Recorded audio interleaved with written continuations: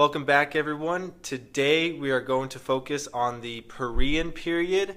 It is the last 3 months of Jesus' public ministry. This period is broken up into 2 parts with a brief interruption when he goes to Bethany to raise Lazarus from the dead. All right, so let's jump right into it.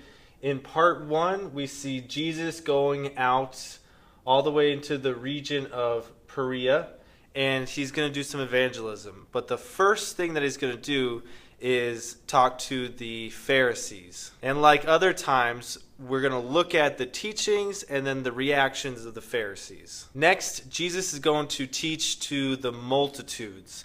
And I want you to examine these verses that he talks about. Then he teaches specifically just the disciples. And that makes up part 1. The next thing we're going to look at is the interruption where Jesus goes to Bethany.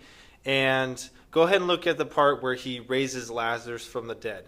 This is a really interesting part. What kind of spiritual truths can you pull from this scene? And next we're going to see how Jesus goes back to the region of Perea and he finishes his evangelism. On his way back to Perea, we see that he does some teaching and some healings. And as he makes his way through Perea, we see him doing some more teaching and healing. And I want you to examine everything that he does in this last 3 months of his life.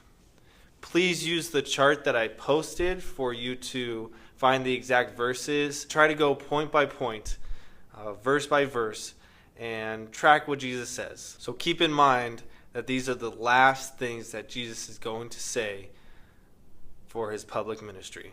All right, so here's the very last question I want you to examine. And it's a pretty important one. Jesus had helped poor people, he had healed sick people, he had witnessed to friends, disciples, large crowds, believing Jews, and murderous rulers.